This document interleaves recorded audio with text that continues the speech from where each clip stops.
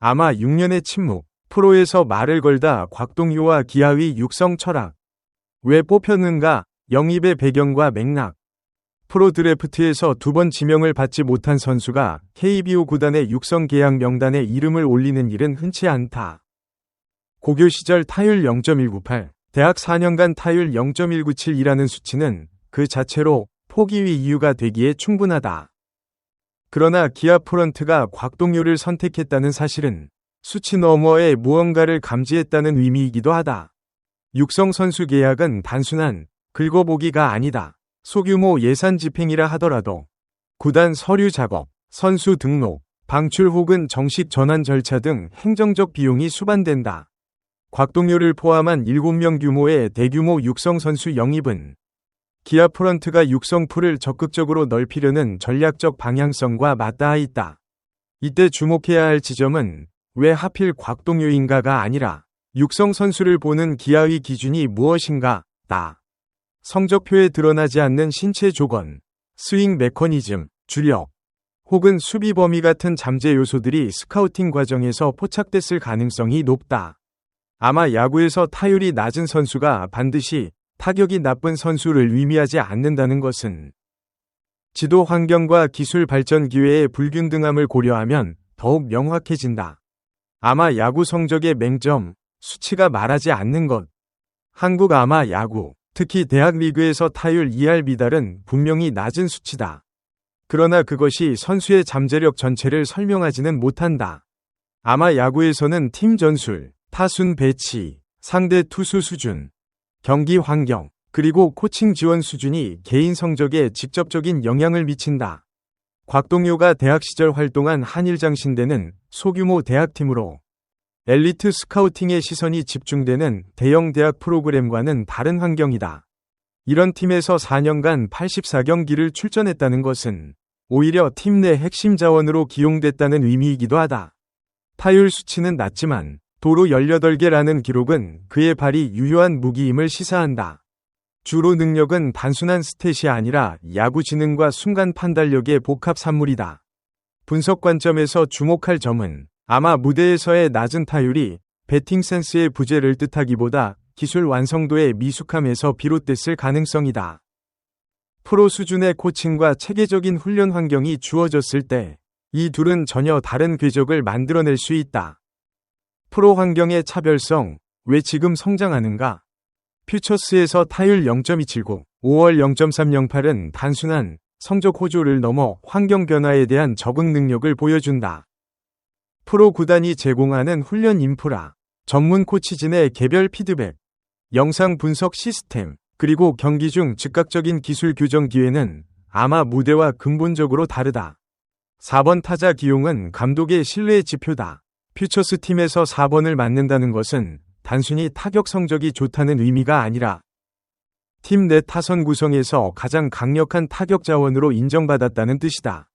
33경기라는 비교적 짧은 기간 안에 이 위치를 차지했다는 사실은 상승세가 단순한 반등이 아닐 수 있음을 암시한다. 4경기 연속 안타, 2경기 연속 멀티 히트는 일시적 폼이 아닌 타격 리듬이 자리를 잡아가고 있음을 보여주는 신호다. 이 시점에서 월별 타율 상승 추세는 단기 표본이지만 방향성 자체는 긍정적으로 읽힌다. 박상준과의 비교, 육성 경로의 2가지 모델. 박상준의 사례는 기아 육성 시스템이 단기 성과보다 장기적 성장 경로에 초점을 맞추고 있음을 보여준다. 3년에 걸쳐 OPS를 꾸준히 끌어올린 박상준의 궤적은 곽동요에게도 동일한 시간이 허용될 수 있음을 시사한다. 물론 두 선수의 성장 속도와 도달 가능한 천장은 다를 수 있다. 그러나 공통점은 프로 환경 이들의 잠재력을 여는 열쇠였다는 점이다.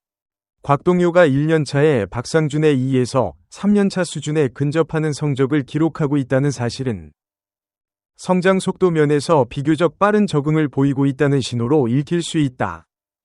다만 이는 현재까지의 짧은 표본에 근거한 관측임을 전제해야 한다. 수비와 포지션, 아직 열린 질문.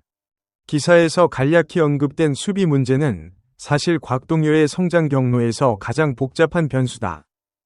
중견수, 좌익수, 우익수를 오가며 특출나게 훌륭하지 않다는 평가는 아직 포지션 고정이 이루어지지 않았다는 의미이기도 하다. 이는 단점이지만 동시에 가능성이기도 하다. 외야 멀티 포지션 수비 능력은 로스터 유연성 측면에서 구단에 실용적인 가치를 제공한다. 타격이 뒷받침된다면 수비 특정 포지션 고정보다 유틸리티 외야수로의 활용 가능성이 열릴 수 있다. 프로 코칭 환경에서 수비 기술은 타격보다 비교적 빠르게 개선되는 영역이기도 하다. 곽동요의 수비가 현재 평균 이하라면 그것은 현재 상태에 대한 설명이지 미래 가치의 단정이 아니다. 퓨처스에서의 지속적인 수비 훈련과 경기 경험이 쌓이면 이 부분은 달라질 수 있는 여지가 충분하다. 기아 육성 전략의 맥락, 7명 대규모 영입의 의미. 올 시즌 기아가 7명의 육성 선수를 동시에 영입한 것은 단순한 인원 충원이 아니다. 이는 1군 로스터와 퓨처스 사이의 완충지대를 두텁게 구축하려는 전략적 결정이다. 특히 부상, 슬럼프 또는 군 입대 등으로 인한 갑작스러운 전력 공백을 대비하는 리스크 해지 차원에서도 의미 있는 움직임이다. 7명 중 4명이 야수, 3명이 투수로 구성된 점도 주목할 만하다. 최근 몇 시즌간 KBO 전반적으로 야수 육성에 대한 투자가 상대적으로 부족했다는 지적이 있었는데 기아가 야수 비중을 높인 것은 중장기 타선 자원 확보 차원으로 해석할 수 있다. 앞으로 지켜봐야 할 것들. 곽동요의 성장이 지속되기 위해서는 몇 가지 변수를 주시할 필요가 있다. 첫째, 월별 타율 상승이 시즌 후반까지 유지되는지 여부다. 퓨처스는 선수 구성상 기복이 크고 특정 기간의 핫스팟이 전체 시즌을 대표하지 못하는 경우도 많다. 둘째, OPS 구성 내 장타율과 출루율의 균형이다.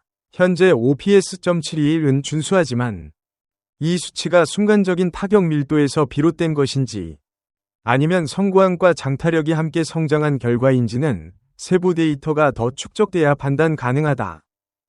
셋째, 체력 관리와 지속성이다. 아마 시절부터 프로까지의 물리적 적응은 생각보다 험난하다. 시즌 중반 이후 피로 누적과 상대 투수 분석에 대한 대응력이 곽동요의 실제 성장 수준을 결정짓는 중요한 잣대가 될 것이다. 곽동요의 이야기는 아직 결론이 없다. 6년의 아마 야구가 만들어낸 선수가 프로 환경에서 어떤 모습으로 최종 형태를 갖추어 가는지 그 과정 자체가 가장 흥미로운 분석 대상이다. 본 분석은 보도자료를 바탕으로 한 개인적 관점이며 공식 통계 및 구단 공식 입장과 다를 수 있습니다. 수록된 수치는 기사 인용 기준이며 KBO 공식 기록과 차이가 있을 수 있습니다.